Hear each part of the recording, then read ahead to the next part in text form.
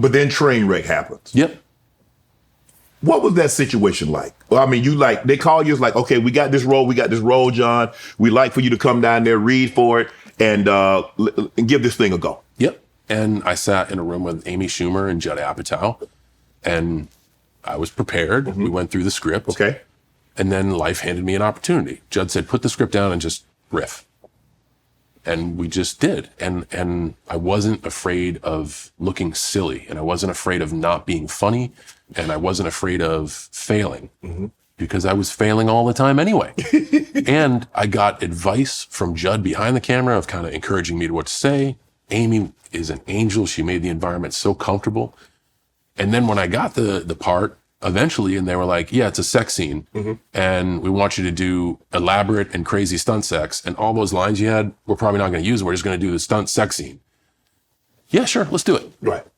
Be naked in front of everybody? Yeah, no problem. Right. Let's do it. So that also comes with like, well, people are going to laugh at me, and people are going to make fun of the way I look physically. Okay, man, let's go. Being okay with self, mm-hmm. And okay, this is what this profession is about. Yeah, let's do it. Let's give it a try. Is it hard doing a sex scene? Oh my God, it's the worst. What's so bad about it? Right now. Did I miss something? No, this is the thing. Right now, you guys at home think it's just us. Yeah. No, there's a whole fucking world back here. Yes. And this is like a great production nonetheless. Right. But dude, man, like catering was right there. Man, like the sound tent is right there. They started off, we started off practice. It was like a closed set. And I've come to grips with like, this is who you are. You work every day to be the best you can. Right. Fuck it, man. Let it hang out. Right. So when that attitude. Literally or figuratively? All in. Okay. All in. It's a short story either way. So who cares? It's just, there are so many people you need to make a movie. Right. There is nothing intimate about it. Right. Nothing. Right. So like, it's real embarrassing. And then on top of that, to do a comedic sex scene. Yeah. Where you're like making fun of yourself and having, they literally like try to have the most awkward sex you possibly can. Right. Okay. And with an audience watching that, it's different. I don't want to say it sucks. Right. It's just, it's different than you all think it is. It's different. That was the movie LeBron was in. How was LeBron on set? So we never got to officially meet. Okay. But I've met him at WWE. Okay. He's awesome. He is. He's awesome. Like, yeah, he's a great person. Okay, let me ask you this. Which was harder, the sex scene in Trainwreck or sex scene at the Oscars? The Oscars.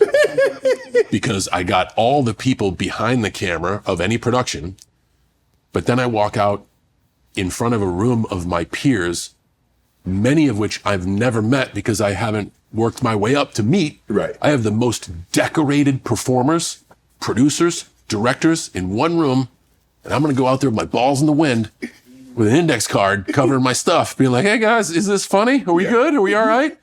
That was How did they convince you to do that? It was funny.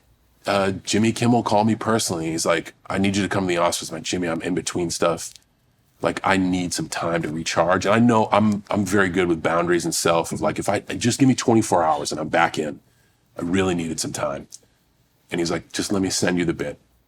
And he sent it on paper, and I called him back. I'm like, when do you need me there? It wasn't a thing of like, and I honestly thought I would be more naked. Right. I expected full dick and nuts, but it's Disney, so I had to like put tape on my butt crack and stuff. That was even more embarrassing. Right. Like going out there with a taped butthole. That's tough.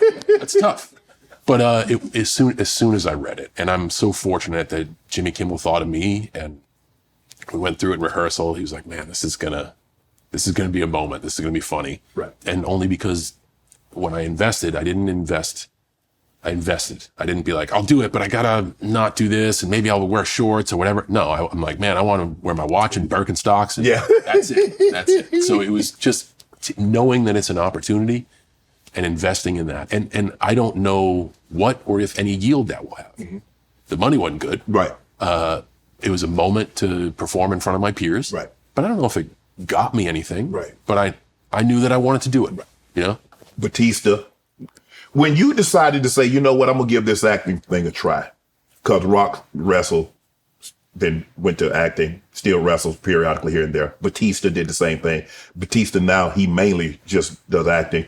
And even Roman Reigns, he's followed in Europe. So did you have conversations with Rock? Did you have conversations with Batista? I did, but I think our paths were different. Okay. I think, especially with Dwayne, he did WWE and said, I want to do acting. Okay. I think with Batista, he also said, I now want to do acting. Okay. I got a chance to do acting. Okay. And I got a chance early in my career. 2004 was my first movie. Mm-hmm. And it didn't go so well. And then I did a bunch of bad movies, but I got those chances because the WWE was opening a studio. Right. Again, if life cracks the door open, see what's behind it. Yes. So my boss was like, hey, you got to go to Australia to make this movie. Why? Because we were going to do it with Stone Cold and he backed out. When do we film? In a week. Get down there. Okay, let's go. Right. That got me kind of run out of the movie business in 2009. And then in the early, like 2010, 11, 12, I was approached with very small roles. Mm-hmm. And I'd been playing the same character on TV. Not that I was bored, but this was a chance to be like, hey, do you want to make fun of yourself? Or do you want to be part of this movie where you can dress up as a different character and do different stuff?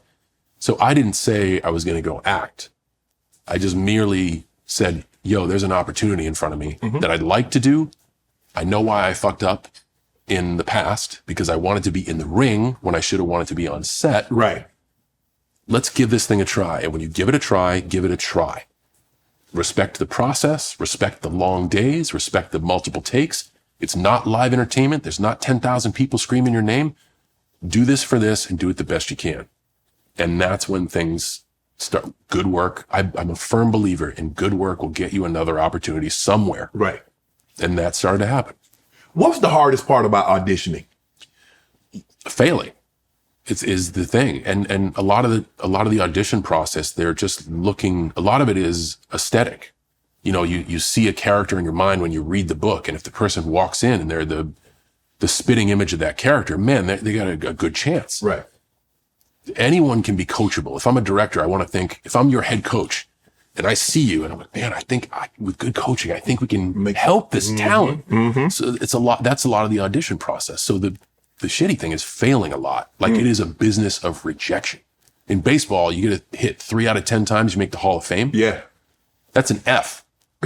Audition, it's like, God, if you land 1 out of 100, so for some it's 1 out of 1,000. Like you just get rejected all the time.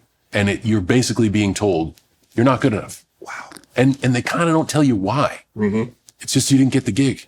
So if you know you need to work on your speed, easy. I'll practice that. I'll get better at that. But just tell me that. Son, you're not fast enough. Yeah, you don't Son, you're not strong enough. You don't get anything. Right. You just don't get the part. Son, your routes. You need to work on your routes. Yeah. Son, you need to be able to get on the edge. You need to get skinny. So, but when you say, nah, you don't know what to practice. Mm-hmm. You know, it's just tough. It's tough.